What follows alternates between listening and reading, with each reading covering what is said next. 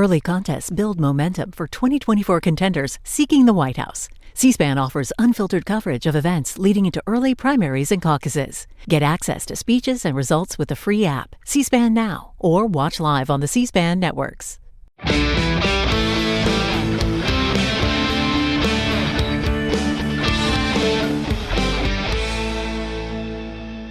In 2005, two brothers hit the road to chase demons and fight monsters.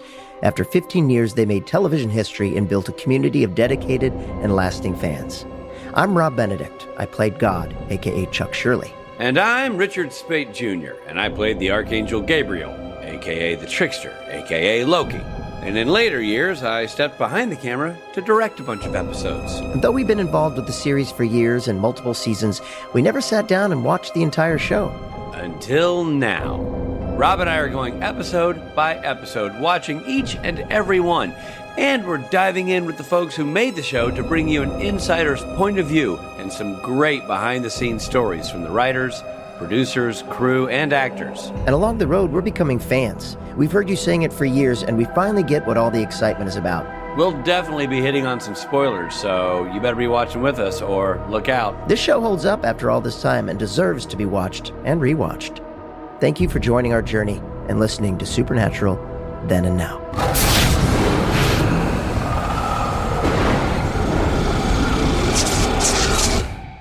Hey everybody, I'm Rob Benedict. I am Richard Spade Jr. And this is Season 4, Episode 9, I Know What You Did Last Summer. I know what you did last summer, Robbie. Let's not get into that kind of conversation. Yeah, let's not. Stay on point. This is about the show. What's the title of the episode? I Know What You Did Last Summer. Christ on a stick. It's because I told you. It's not a secret. I hung out with the family. Why are you being so weird? Oh, wait. I see what you're doing. You know, after watching the episode, it should have been called I Know What You Did the Last 6 Summers. They're going back in time. It keeps flashing the screen 6 years ago. Anyway, but we'll get into that. First, let's do the summary, eh? Let's do it. Take it, Robbo. A young woman, Anna, is being interviewed in a psychiatric hospital. She speaks about the impending apocalypse and that Lucifer will return if 66 of the over 600 seals are broken. When a demon tries to kill her, she escapes using sidekick powers. Sidekick powers? Psychic powers. Oh, I thought you were like sidekick, like, you know, her buddy. Hey, ooh, watch out. Meanwhile, Sam and Dean are with Ruby, and she tells them about the woman named Anna who is being pursued by demons. The brothers head out to find her. They arrive at the hospital and question the doctor. He tells them about her rants, about Lucifer and the apocalypse. The brothers inspect her sketchbook. It contains images of the seals that have already been broken. Somehow when you say the brothers inspect her sketchbook, it sounds dirty. I know, it felt dirty. As soon as you said that, I'm like, Robert, stay on point. Also, I had the image of an actual seal. I can't think of the musician seal. Sam and Dean are able to track her down. She instantly knows who they are. She admits to them that she hears the voices of angels and has heard them talking about Dean and their savior, and that some of the angels don't like Sam. A demon named Alistair shows up. Sam's powers don't work against him. Dean recognizes him from hell. Anna is frightened because she can see the true faces of the demons, even Ruby's. However, Anna escapes with Ruby to take her to safety. Dean is curious why Sam trusts Ruby so much. In a flashback to when Dean was in hell, we see that Sam tried to make a deal with a Crossroads demon. Lilith releases Ruby from hell with instructions to kill Sam. She instead kills the demon accompanying her. Sam demands Ruby return the body she is possessing. She complies and returns in the body of a woman who is in a coma on her deathbed, who just happens to look like Sam's real-life wife. Right. Sam then accepts Ruby's help in learning his powers, and in the process, Ruby seduces Sam. As he gets stronger, Sam decides to pursue Lilith. When he confronts her, he gets defeated and is about to be killed when Ruby saves his life. Sam tells this to Dean. Back in the present day, Ruby, wearing a new body as a disguise, warns Sam and Dean that demons are closing in on them and gives them the location of Anna. Sam and Dean head to a cabin and meet up with Ruby and Anna. Someone is closing in. They believe Alistair has found them. However, it's Castiel and Uriel, who demand that they hand over Anna. The angels tell them that Anna has to die. And then we're really, truly in a to be continued. Yeah, they're not firing blanks this time. It's a two-parter. I wonder if it was was the next one the end of first half of season 4? Is that what's happening? I don't know. Well, it's a two-parter. It's a two-parter. It's the first half of a two-parter, Rich. Okay, Robbie, nice job with the summary, even though I'm more confused now than I was after I watched the episode. But hey, whatever. Now it's time for Rob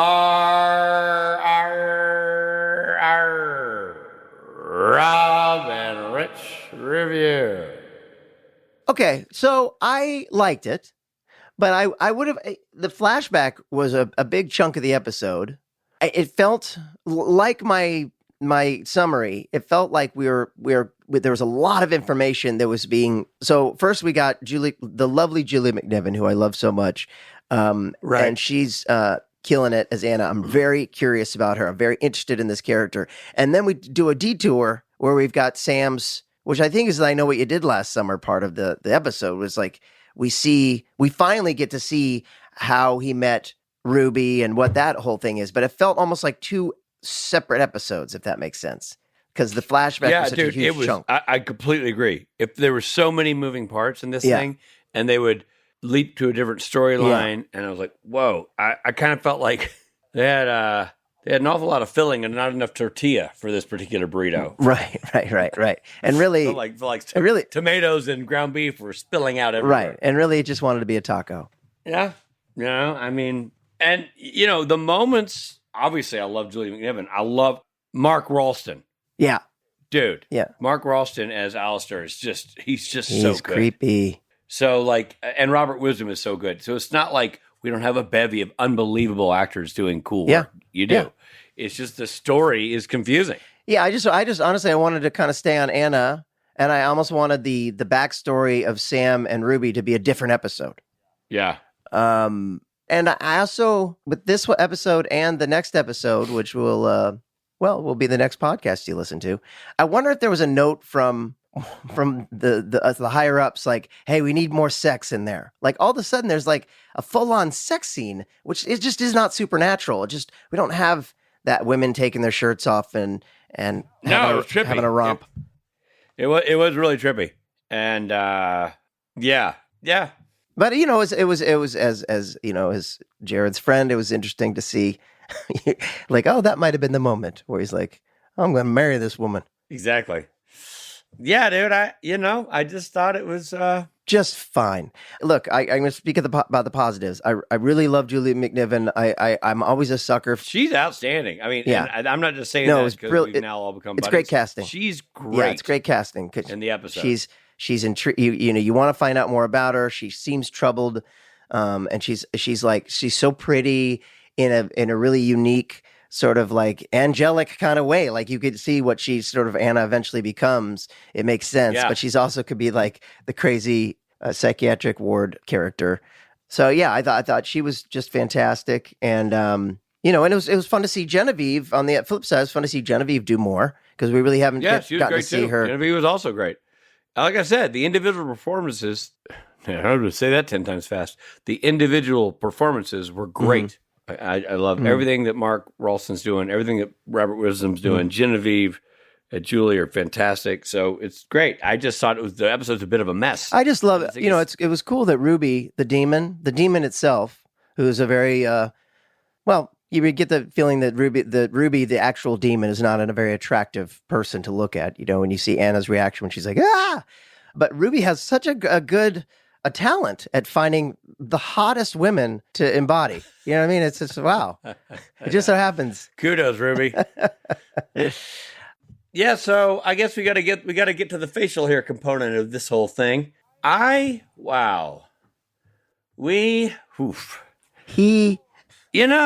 Gosh, I'm going to say, here's what I'm going to do. I'm giving it an Eddie Rabbit. Google that, everybody. Google the Eddie Rabbit. Eddie Rabbit is sort of the country music version of a George Michael. It's like a couple days growth, neatly trimmed, To compare Eddie Rabbit and George Michael. George Michael's turning over in his grave. Eddie Rabbit... I'm sorry, Eddie Rabbit, Mr. I Love a Rainy Night. Look, Eddie Rabbit's... Driving my life Eddie away. Rabbit's Eddie Rabbit. Please. But George Michael had a very well done... So does Eddie Rabbit. 2 days growth. Eddie Rabbit looks like he just rolled out of bed with a couple empty bottles of whiskey, smoked a cigarette, That was his brand. He's a country music star. Anyway, I'm going to the Eddie Rabbit. You can't talk me out of it. Eddie Rabbit, because yes, it's a beard, and yes, it's covering the chin and the cheeks, and yes, it's groomed, but it's not that thick and not that long, and nowhere near as Stapleton. That's where I'm going to this. All right, Eddie Rabbit. Yeah, I mean, I gotta admit something. I thought you were talking about who's the guy who just who died maybe 5 years ago? Charlie Daniels? No, Eddie Money. Eddie Money didn't even have a beard. Exactly. That's why I was like, I don't understand Eddie Money. I Love Rainy Night means nothing to you, does it? My golly. Nothing. Eddie Rabbit, I just looked it up. He had a very, very handsome beard, everybody. It's actually... thank you. Everybody else knows. All right. Let's see if I can do Eddie a reference that people will actually understand. Listen, come out of the yurt. Get out of yoga class. Eddie Rabbit's Americana. So is Eddie Money. No, you're not wrong about that. So, look, I'm going to give it the growth of my 19-year-old son who can't quite grow a beard yet.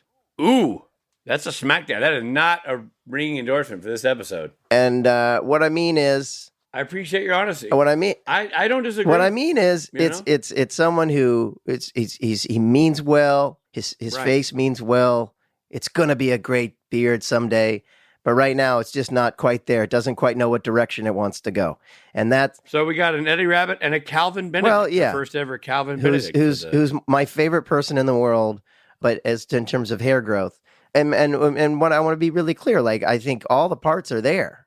It just doesn't... It's too much, and it doesn't quite know what direction it wants to go. And I do want to say, I love overall arcs, and I'm really happy that we finally got to the backstory of why Sam trusts Ruby so much and what all that means. I just wish it had been its own episode. Yeah. So that's that. Yeah, that's that. But the highlight to this episode was our friend Julie McNiven, who really stole it and stole my heart 15 years ago when I first met her. And I have the pleasure of calling her a friend. There's not a restraining order that could be printed up that would keep Rob from loving this woman. I was. You're such an asshole. I was at her wedding in the parking lot with a long lens camera. Exactly. Nobody knew I was there, but I was there. And then I hit the reception, and again disguised as a waiter in the wedding suite. She wearing your throw pillow outfit. She has appeared on numerous TV shows, including Doom Patrol, NCIS Los Angeles, Stargate Universe, Mad Men. She's so good in Mad Men, man. She's great in Mad Men, and Desperate Housewives. You can see her in such TV movies as A Date by Christmas Eve, The Neighborhood Nightmare, and The Black-Hearted Killer. Julie studied swinging trapeze as a teenager at French Woods Festival of the Performing Arts. I had no idea. Well, we'll have to talk more about that. Ladies and gentlemen, Julie McNiven.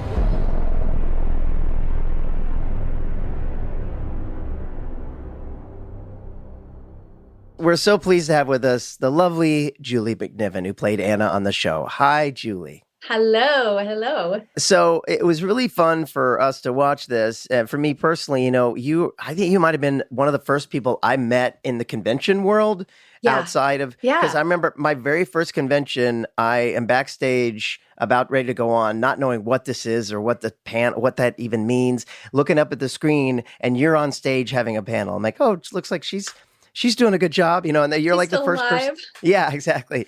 Anyway, so it was fun to see your introduction to the show, both these first two episodes we watched. And so I guess my question is, do you remember what your audition process was like? Yeah, I remember I had an audition with Robert Ulrich just in his office with no camera or anything. I'm pretty sure that was what they used to call a pre-read. Right. Back in the day. And I did that. I think it was 2 scenes. The hospital scene where I'm like off in my own world. And I remember his, you can always tell when they really like you because there's that like almost like they're not breathing for a second. Right. And then they kind of just, there's that moment that we've all witnessed in those beautiful auditions. So I was like, cool. And then the callback was at WB with, I don't know, probably 20 girls-ish, maybe less. and Eric Kripke and Sarah Gamble were there, and we got a bunch of new sides. So I knew that I was turning into an angel, and same thing. I just felt like it's always nice when you have auditions where you're just like, yeah, like this is my role. Yeah. Right. Yeah. Yeah. And you were, I mean, it's a great, you're great. So good. I kind of feel like we should kick the interview off by saying, in your absence, Rob and I were talking about this episode, and you're just so good in the role. I mean, we're fans of your work anyway. Obviously, we love you as a human, but like watching you on Mad Men and Doom Patrol, and you're always good in everything you do. But this is just an iconic performance for you. It's so good. And I think what makes it really special for me is before this role, there was for my professional career was just Mad Men, which is not just Mad Men, but Mad Men was extremely hard because it's one line an episode, right? Basically, and you're the whole time you have that other voice in your head going like, make your cue. What's your cue? Okay, ready? Oh, go. Right. And you just don't want to up because you're so walking that line of like, they could just not use me ever again if I up because I'm taking too much time, right? You don't want to take time when you're a character that has one line or two lines an episode. So this was like where I could take time. I could up and no one cared. And we would just keep going. And it let me kind of like be able to actually enjoy myself more and not be so scared. Like settle into the role and the process. Yeah. And then to have them, I was booked for 2 episodes. I died at the end of the second episode. So as far as I knew, it was a two guest star appearance. Yeah. And so I think they most likely we're just using that as a test. Like, does she have the, talent to go further in this role or not? Right. And if I didn't, then they would have just had it 2 episodes and it would have been fine. So it was really, really, really nice to feel like I earned the extra episomes. Yeah. Yeah, that's great. No, it's a great feeling. Did you know about the show before you were cast? Were you aware? Oh, I did. I hadn't seen all the episodes, but I remember when the pilot came out because I was in New York and I was living in Queens, in Woodside, Queens, with 3 girls in a 2-bedroom. So I was sharing my loft bed with another girl so that I could pay $385 a month. Wow. It's great. Jeez. And I remember watching the pilot in that bed and being like, awesome, this show's cool. And then I didn't have a TV then. So it was like, I don't know how I watched it, but I watched it somehow. And so I didn't see any more episodes, I don't think, until I booked it. And then I was up there for like 3 weeks and we had many days. It was like, was it their Thanksgiving, I think? So we had some days off and I think I just watched like seasons. I don't know, a few seasons. I just caught up and I was like, okay, this is like even more awesome than I thought. Like this show's good. I can tell you, there is we've gotten a lot of answers to a lot of questions and there's a lot to unpack to the answer that is, I watched the pilot. I didn't have a TV. But I watched the pilot. I'm like, there's a mystery that'll never be solved. Like, well, it was way back then when you could watch something on your computer that you really weren't supposed to watch. Oh, right. But somehow I don't remember how. Somehow I was able to watch it. Sure, now it makes sense. So yeah, you're one of those. Yeah. And then you were up there for 3 weeks, and there are a lot of great other actors in these 2 episodes, like Genevieve. Mm-hmm. Did you hang out with any of them in Vancouver? Oh yeah, Jen and I feel like we like immediately became friends. We had so many scenes together for the 3 weeks. We would walk and get coffee, and she had her dog with her, so we would hang out. We went to the movies. Like it was really lovely to connect with someone right away. And I mean, Jen's awesome, so it was great. Yeah. Oh, that's so great. Yeah. And you guys have some kind of fun stuff together, especially in the next episode. Yeah. Was what, let's chat a little bit about that. What the relationship between Ruby and Anna, do you remember like sort of working that out, or just you kind of just interpret it as you go? I don't remember any any detailed conversation. I felt like she just like was so like Ruby was just annoyed that she had to like babysit me. Right. And like, she just had some attitude. And I was I think Anna was just not worried about that because she's like, my parents just died. I can see angels. Like, I don't think that was like a worry of hers at the time. I think she was just thrust into this new world and was just trying to stay on 2 feet. Yeah, totally. Yeah. And you guys are great together. Like, it's not surprising to me that you hung out when you were there. Yeah. I always think of that kind of thing too. I'm like, wow, you're in the back-to-back. So that means you're up there the whole time. Yeah, exactly. That's a big chunk, which is, by the way, in that phase of life, fantastic. It's so great. Yeah. It was so great. I miss that. I really do miss. It's hard. I mean, obviously now I wouldn't, even if I did book something that was shooting for 3 weeks, I would be coming back. That's what I'm saying. I wouldn't just leave my it's definitely kids. the pre-parent world you live in. Yeah. In those moments. Yeah.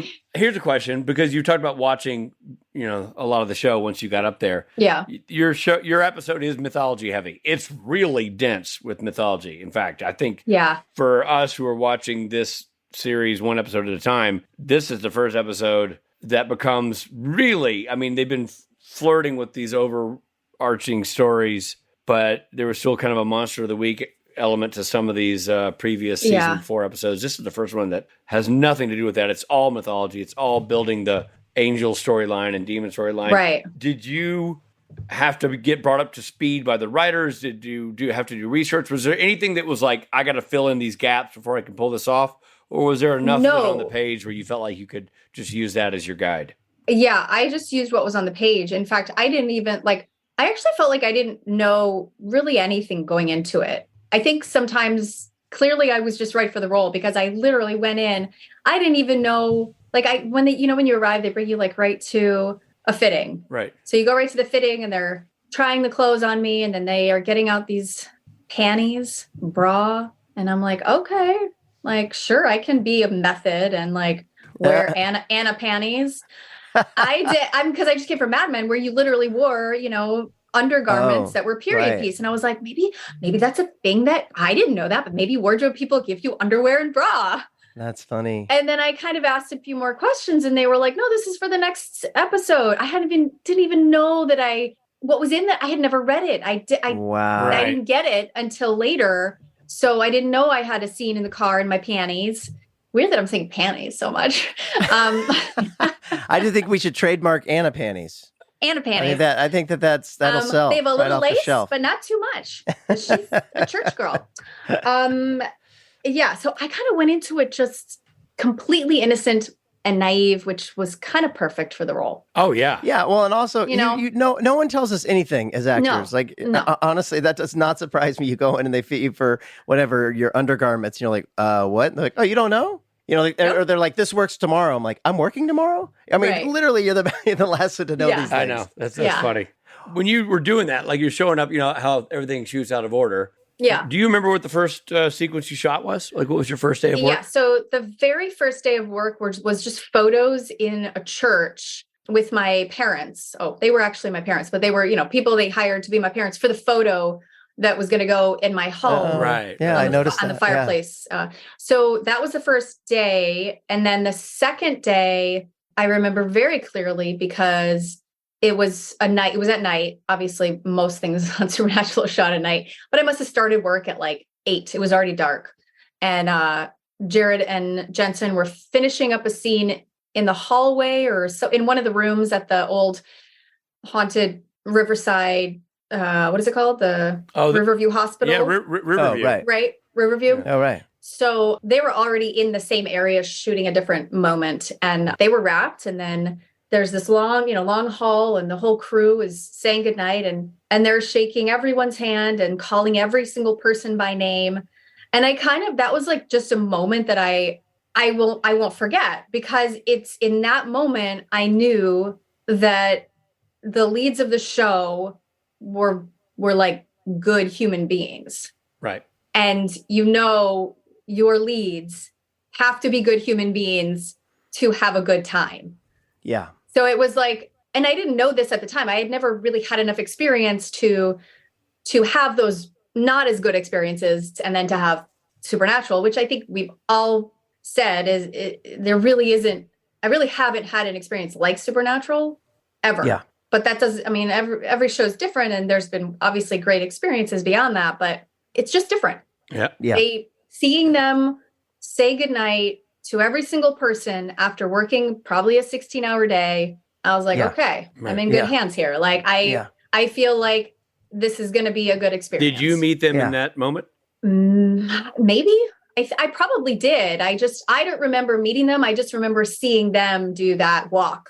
So then you see that and you realize, that's a great sort of template for what the future holds for me, because these guys are obviously good dudes. And then your first actual scene you're shooting. My first scene shooting was the demon in the hospital, like that kind of fight or movement that we had, where I'm like off in space, and then the dresser comes towards me, and the guy turns into demon eyes. So that was my first, and then I run into the hallway. That's a super cool sequence, by the way. This is super cool. Yeah. I did not do my homework. I have not seen this. I've not seen my episodes since they aired. Yeah.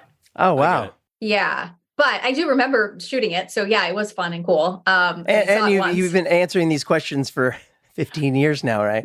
Right. No, actually, I think I said to Jensen, I saw him at in an England con a few months ago. And I said, Jensen, you have no idea. Like, you get to answer all sorts of questions, but I just talked about our sex scene for 15 years. Like that's literally like, I was like, I don't even remember much of the actual shooting. I just remember what I've said at previous cons. Right. And so that's like, that's what I do. I'm paid to talk about the sex scene. Just hold that thought. We're coming right back.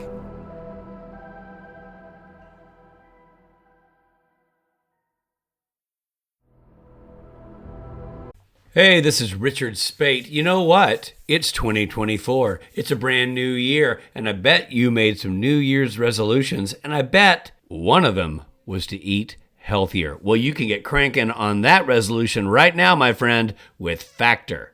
Factor's ready-to-eat meal delivery takes the stress out of meal planning and sets you up for success in the new year. Skip the grocery stores, the prep work, the cooking fatigue. I'm getting tired just talking about it. Instead, get chef-crafted, dietitian-approved meals delivered right to your door. With over 35 meals to choose from per week, including options like keto, calorie smart, vegan, and veggie, and more, plus over 55 weekly add-ons, you will have a ton of nutritious and flavorful options to kickstart this resolution off right. Forget frantic lunch prep and rush dinner making. That stinks. Factor's 2-minute meals, yes, I said 2 minutes, are your secret weapon in the new year. You get to fuel up fast with restaurant-quality meals all delivered right to your door. It doesn't get any easier than that. And Factor now offers loads of snack options like breakfast, smoothies, juices, snacks, and more to keep you going no matter what's on the schedule. So I know what you're asking, Rich, how do I tap into this Factor magic? You head to factormeals.com/SPNTAN50 and use code SPNTAN50 to get 50% off. That's a lot off. That's code SPNTAN50 at factormeals.com/SPNTAN50 for 50% off. Make that resolution happen now and make it happen at a discount. Fantastic food that's healthy and delicious and delivered right to my door. Now that is how you start the new year off right. Early contests build momentum for 2024 contenders seeking the White House. C-SPAN offers unfiltered coverage of events leading into early primaries and caucuses. Get access to speeches and results with the free app, C-SPAN Now, or watch live on the C-SPAN networks. Hey, everybody. Thanks for listening. And now back to the episode. It's funny because as I was started to watch it, like when you just kiss him and then you're in the car with him, and I'm like, oh right, I've heard Julie answer these questions. Like I forgot, right? Of course, she has. And then like 3 minutes later, it's over, and you're like, I know. It just kept going. There's a lot of there's a lot of scene there. Yeah, certainly. And we talk about it. It's nothing like what Supernatural had been doing previous to. It's not normally in this kind of show. And it kind of felt like, so Jared's was in episode 9, right? Yeah, then, exactly. Yeah, and then yours is in the next episode. I think it was like, the creative team knew the audience wanted this, so they were like, all right, this season, bang bang. Yeah, no pun intended. Get those boys out of those shirts. Come on, chop, chop. Right. Yeah. And I don't think I knew it at the moment. I knew it later and I was like, oh, okay. All right. Well, at least my character wasn't just that. I wasn't used for No, that. not at all. No. Like I had a great storyline and absolutely. Yeah. Both you and Jen. I mean, it's very, she had a whole season of trickery. Yeah, it was great. I mean, I see what you mean. Like it would had a different impact on you as a performer if that was your only use. But your character is so deep in its backstory and so involved in the revelation of this new sort of angel universe that we're exploring. Yeah, it's really fascinating.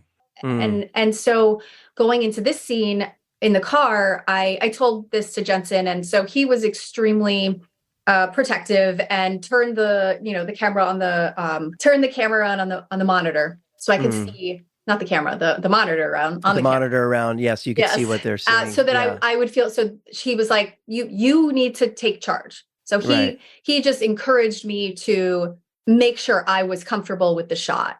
And at that point, I was like, I don't want to take my bra off because I did it before and I felt so I wasn't ready to do that. So we didn't. And it wasn't a big deal. Yeah. It's because I said, I don't want to do this. And that's all I had to do. Yeah. And I didn't know that. Right? And I tell you, it doesn't, at no point watching the very intense and very long scene did I think about your bra. You know what I mean? Like that was not part of the story at all. It was much more about the handprint on his, I mean, I love the weirdness of doing a sex scene. It's already weird enough, but then you've got like, half the car's gone, right? So we're just in the back seat, but there's no other part of the car. The camera's there. And then Video Village is like way across on the other side. And the director's, saying like, okay, now kiss, now move down and put your hand, place it on his chest slowly. It's like they're walking you through a porn scene.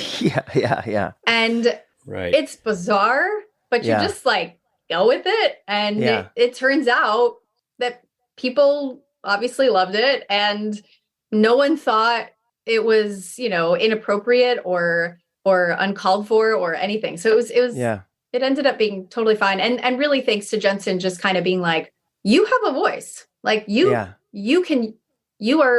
the one that makes the choice here. Yeah. And that was really important. Did you walk away from that scene feeling good about it? I mean, I don't know if you can ever walk away feeling good, but like, I felt like at that point in my life, I needed him to give me permission to speak what I wanted, to say, to stand up for myself. And then now it would not be a problem. I could be brand new on a set with major movie stars and I would be like, so yeah, I'm not going to do that, but I can, maybe move this. Like I would be totally fine. Like I'm still one that never wants to rub any feathers the wrong way. But I think in those situations, especially now, we have been given permission to do what we need to do to feel comfortable. Right. I mean, there are TV movie stars that will have sex scenes, but they're like, I won't kiss. Yeah. Okay. They'll make it work. They'll figure it out. Like that's possible. So, yeah. Now, what about, with the first episode that you're in, it's really the other part of Anna, the non-angel part that is perceived as cray-cray. Yeah, cray-cray. Had you played very many parts like that were crazy or No. Because you do it really, really well. Like I think I just have a good like dazed look. Like there's nothing inside. Yeah, I don't think really, truly, this was like, really, I didn't have much experience before this. Man, it really hit all these beats in your character so well and so clearly. It's really, it's a complex journey. The character, very it's complex. Brilliant casting, really. But yeah, you do that really well. And it's funny the boys mention Girl Interrupted. Yeah, thank you. Girl Interrupted. I will say there was one scene that before I had a reel and I wanted to put together some scenes so that I could present them to agents in 2004, like probably on a DVD. Yeah. No one probably watched them. But one of the scenes I worked on was actually a scene from a TV movie starring Elizabeth Moss. And she's been an actress forever. She's so good at playing slightly crazy people. Just like slightly unhinged or more unhinged. But she does that really well. And so I remember doing that scene for, working on it and doing it as like a self-tape thing. But that's really all I think that I had done that was someone that maybe was having mental problems. Yeah. Yeah. Right. Well, you do a great job. Thank You do a you. great job in every facet of this role. Thank you. And I'm glad it was a positive experience for you. It was certainly unique in character design. And again, I know you get asked the question a lot, but that intimacy scene with Dean is unlike anything the show had tackled before, Right. except for the previous episode with Jared. So they, Right. But although it groundbreaking was, in that but it was capacity, also very too. different from my memory of it. I mean, I haven't watched it in a long time, but I feel like the energy with the sex scene in episode 9 is not as intimate. Am I right or wrong with that? It's more like ravenous. It's more ravenous. Yeah. And this one is more like, this is my last night I could ever have sex. Yeah. Like, can we maybe? Yeah, totally. And so it's like, it's an actual, I don't think they like fell in love. I just think it was like, yeah, why not? Yeah. The Sam and Ruby sex scene is very much like, hey, let's get married. There's something about it. Right. Let's have 3 kids. Let's have 3 kids. Julie, thank you so much for doing this. Thank you. You're a personal favorite for us, obviously, because we're a huge fan of you. Aw. Honestly, Julie, I'm being. In my mind, I was like, I think I've said it on air before, but I'm like, I can't wait till we have like Julie McNiven, like people that I enjoy, that I like, and getting to see your work was a real treat. Thank you. Yeah, it was great. Thank you. Because we spent so many years knowing you and knowing your work, but not really dissecting it, not really looking at it this closely. It's been a real treat. Well, I need to go dissect some of your work. So to make it. Don't waste your time. Go play with the kids. You better things to do. Well, it was so Thank good you to so see much. you guys. I love you too, both Julie. so much. Love you too. I need to get back on the con ring so that I can actually see you in person. I know. We would love to see you in 3D. Yeah, I was really bummed that England didn't work out for me because I got sick. I know. But we'll have another one come up. All right. Love you both. Bye, Thank Julie. you. Family. Bye. Hey there, this is Jensen. I hope you're enjoying the episode, but we need to pull over for a second for some messages, and I gotta take a leak.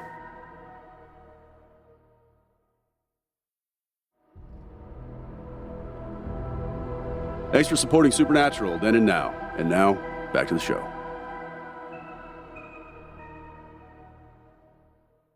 Yeah. She's the best, man. She's like, what a Julie's delightful so great. human being. That was awesome. Not even just actress, just her presence on the planet is lovely. Well, and I have to say too, like she doesn't age. Does she not? She looks exactly the same. I know. Some people, we have on it, not to name names, but like Richard and Rob, but you look at our faces and we're like, whoa, boy, that's been 15 years, but. No, you look at us, you're like, wow, Father Time didn't just stroll past. He paused, took a look at them, beat them senseless with some kind of limb or log, and then moved on. But time made his presence known. Yeah, Julie looks exactly the same. She has a very angelic face too, which, again, it's brilliant casting. Anyway. Good casting, and great interview. Thanks to her for being a part of this. And now it's time to do the thing that I like to do, and you also like to do, and everybody likes to do, because it's called mythology. Generally, angels are thought of as Judeo-Christian and have visited a number of people to deliver God's message. Here are 8 ways people have reported communicating with angels. Rich? Number 1, in their dreams. Number 2, feeling and physical sensations, a kind of hunch or spider sense. Number 3, verbal communication. Hello, angel. Direct words and conversation. Number 4, nonverbal sounds. Or songs, music, and chimes. I like the grunting method myself, but whatever. Number 5, mental visions. Seeing visuals. Ooh. Oh, like a sort of ethereal appearance of an angel. I think I see you, but do I? I don't know. Number 6, symbols, as in it's a sign from God. I love the definitions of all of these. It's great. These are good. Number 7, human or animal intermediaries. Ever had a goat tap you on the shoulder and say, I got a message from downtown? That's probably an angel. And number 8, Hollywood actors and actresses, including Misha Collins, Richard Spade Jr., Matt Cohen, Erica Serra, Emily Holmes, Ian Tracy, Roger Aaron Brown, and Michael Landon. Damn right. This is a good one. Michael Landon, best hair in the business. I said it then, I'll say it now. Pa Ingalls. So there you go. That's all the mythology we have for you. If you're experiencing any of the elements we discussed, consult a medical professional. No, I'm kidding. I'm sure you're fine. Anyway, that's how it all happens, and that's how the angels come and talk to you. And that endeth this session of mythology. And if that wasn't fun enough, now it's time for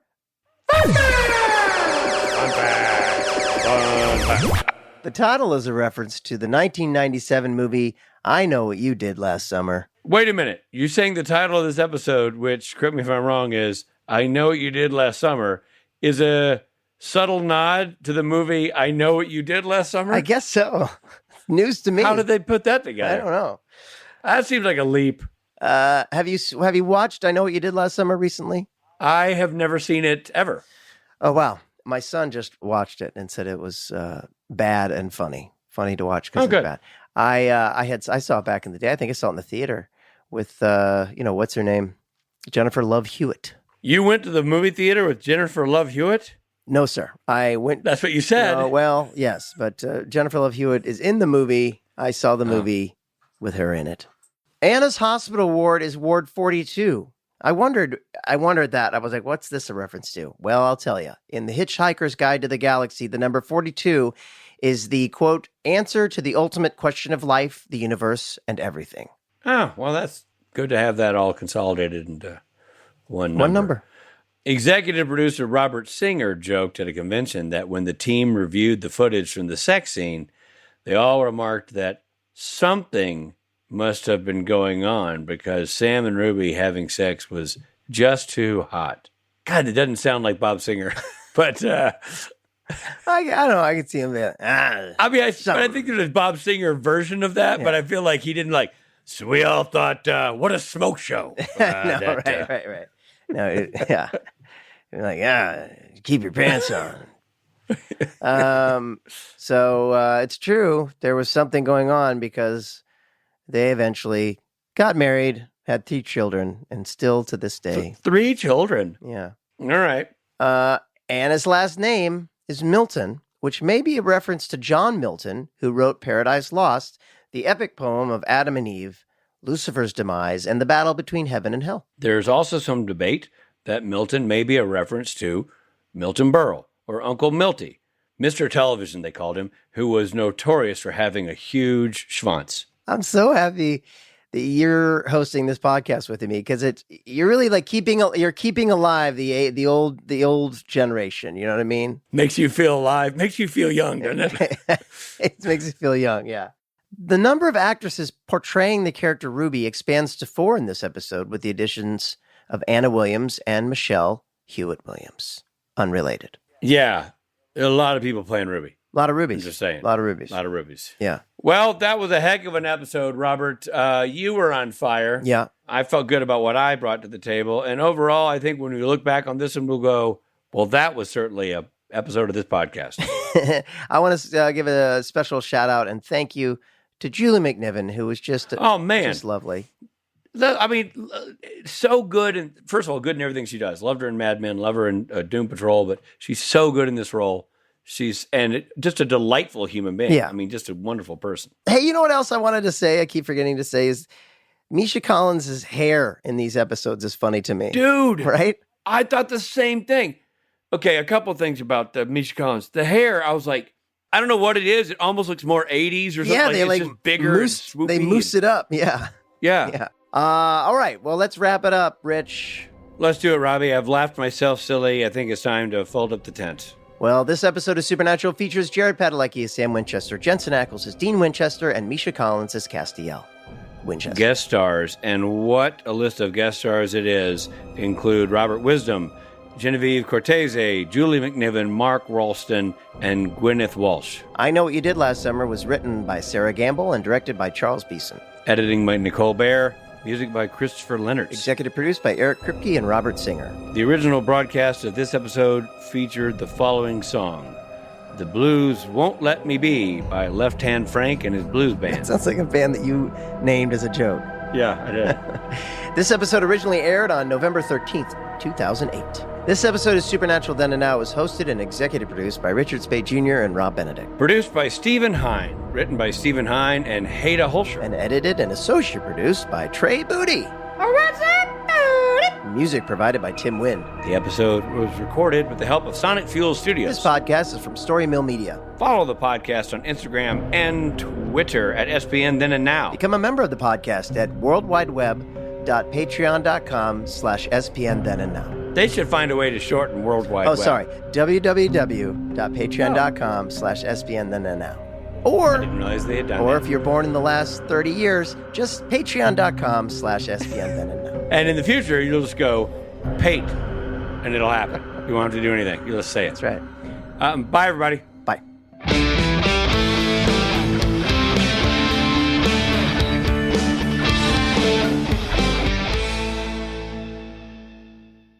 I thought of a new good band name. You know, I keep my list of band names, and I thought of a band name that makes me think of that. Here it is. You ready? Yeah. Shane Payne and the Frozen Shoulders. You're welcome. Seriously, Left Hand Frank and his blues band. I mean, that's... I know. It sounds like the Elastic Waist Band or Phil Dill and the Pickles Yeah, or Phil Dill. Hank Plank and the 2x4s. All my great band names. And now I've added Shane Payne and the Frozen Shoulders to that list. There you go. That was magic, Robbie.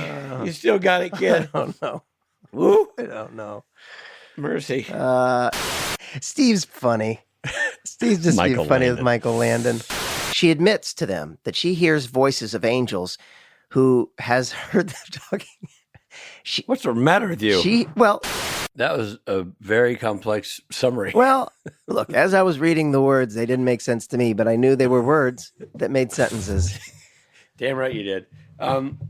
Here are 8 ways people have reported communicating with angels. Rich? Where the hell are we? Oh, I'm in the wrong. Oh, boy. Wrong It's episode. like clockwork, everybody. It's like clockwork. You know, it's like, what are you reading? I lay it up. You're just I lay it up, and spewing gibberish. it's like I pass him the ball, and he's like, "What the hell is this?" Okay, there are 8 ways that people have reported communicating. No, I already with said angels. that. You're so right. you just start with And one. Here's one of them. So here's Rob, a, I'll start at the top. So it goes You like ready? this. It goes like this. Here are 8 can't- ways people have reported communicating with angels. Rich? 8 of the ways Oh, Jesus are on this page, and I will now start.